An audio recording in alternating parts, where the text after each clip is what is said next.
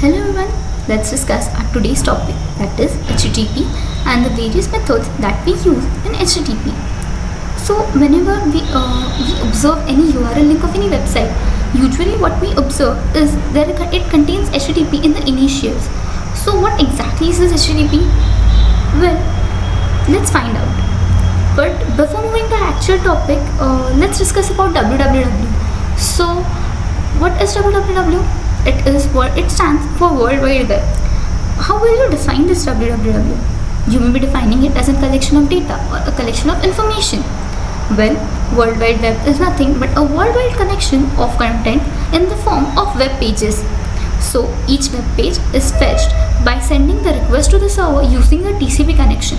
That is, we as the clients, we send a query or we send a request to the server and the server gives a response. This request response protocol is nothing but this is only what is HTTP. So when this communication is being carried out between the web server and the client by using the HTTP protocol, it is nothing but a web service. Thus, that is Simple Object Access Protocol is a way of implementing all the web services. We as client, what we do is we construct an XML message and we send it to the server using HTTP.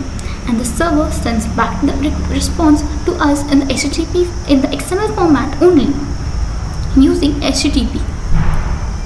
Now, what exactly is HTTP? Well, HTTP stands for Hypertext Transfer Protocol. It is nothing but it is a network protocol which is used to deliver virtually all the files and the data on the World Wide Web. Now, you may be thinking as what kind of data? The data may be of any kind. You can consider it as an image or a text or simply a video. So you can simply say it as it is a query result. So we as a browser, on the browser HTTP client send the request to the server for anything that we want, any information that we want to search. For example, www.google.com. And what happens is the server sends back the response to the client, that is to us. The standard port for the HTTP server to listen on is port number 80.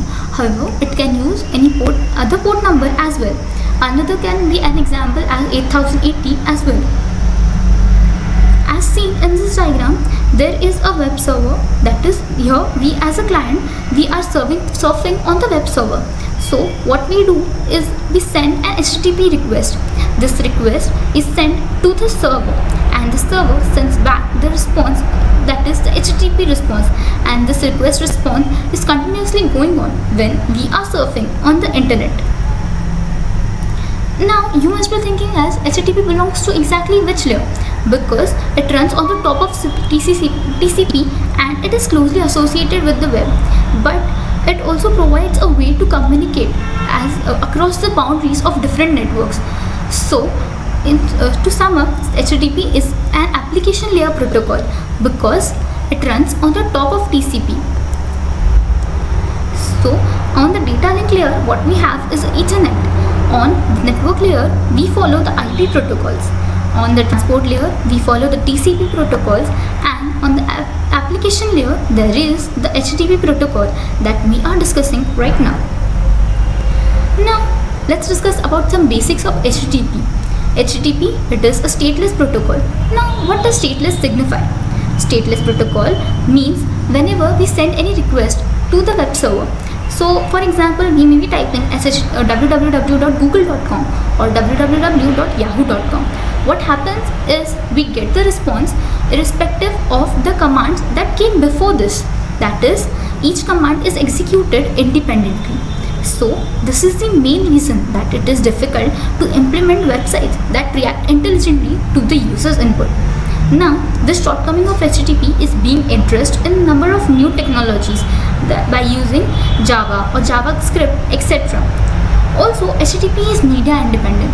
Now, media independent signifies that the reply that or the response that we get from the web server is media independent. That is, it can be of any form. It may be a text, it may be an image or a video or a sound or anything else. Now, how does the communication in HTTP takes place? Well, to sum up it in short, HTTP follows the TCP protocol. HTTP includes the idea that files can contain references to any other file whose selection will elicit additional transfer requests. Now, web browser in HTTP is a client. So, we as a client are using the browser and we are sending the request to the server machine as discussed earlier. So, when the browser user enters the file request, we open a web file by just clicking on the link and sends it to the internet protocol address by indicating the URL. The server machine receives the request and sends back the requested file or the files which are associated with the previous request, that is the request for which we had clicked. So, as seen above, as we had discussed earlier, that it follows the TCP connection. Consider there is a client and there is a server. So, the client, as we all know, that TCP follows three-way handshaking. So, initially the client would send a request that it wants to open up a connection. From the server side, it will get the reply as okay, fine, you can open up the connection. Now, there is a get method which is used in HTTP. This we'll be discussing this later on, but there is a get method which is used to get something from the web server. With this, we'll be specifying the file location, as in what file do we want, and we will be sending it to the web server. If the web server contains the page that is requested, it will be sending us a page, or if it does not, it will be sending us with an error message. Thus, the response will be displayed on the client side, and there will be again a clue. For closing the connection, the client will again send a request to the server and it will get a response from the server side, and thus the connection will be closed.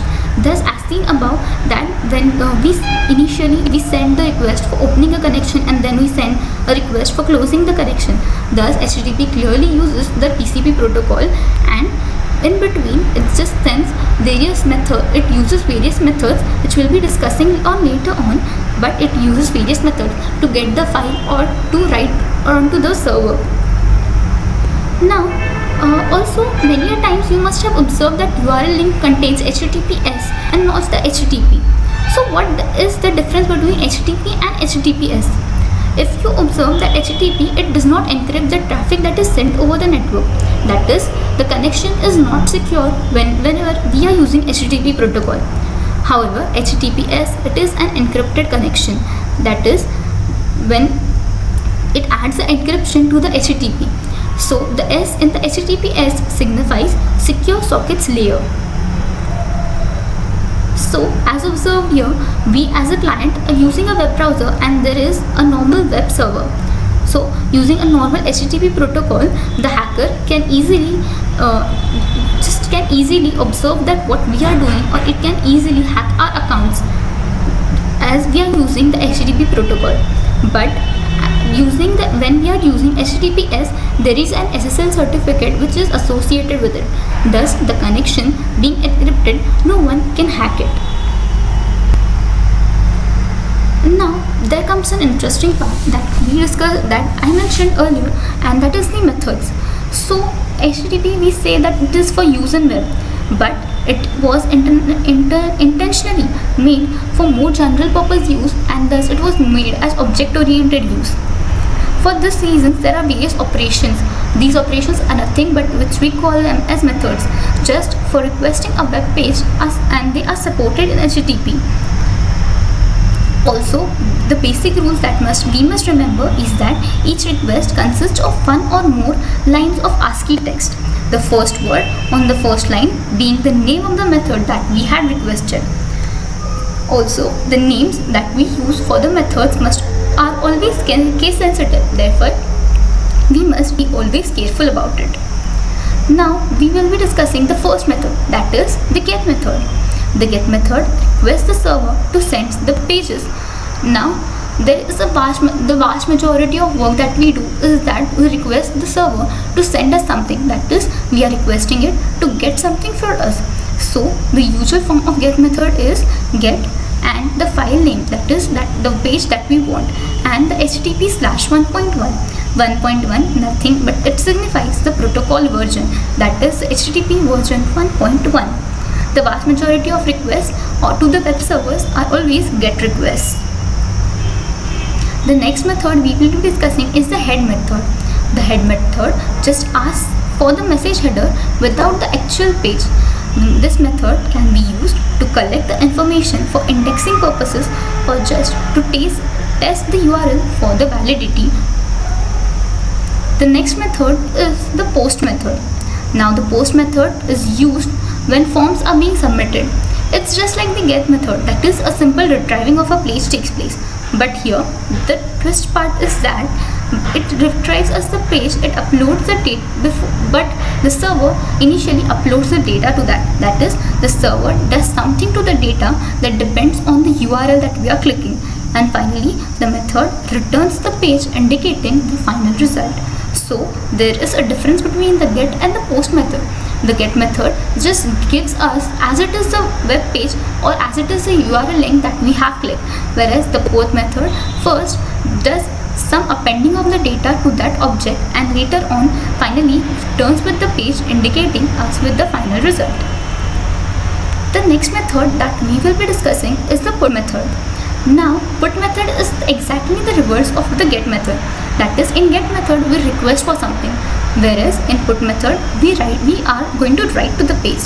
This method makes it possible to build the collection of web pages on the remote server, and the body of the request pages contains nothing but the page.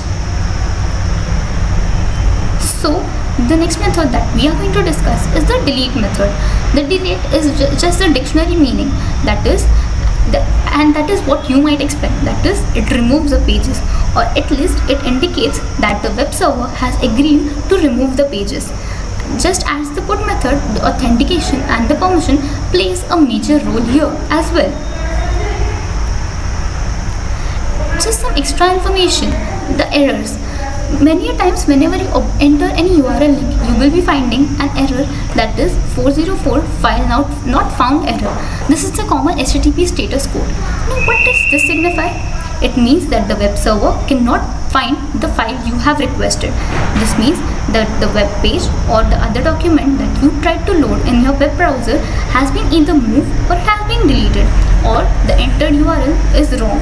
Knowing the meaning of HTTP status code can really help you to find out what went wrong while searching. Thank you so much for watching.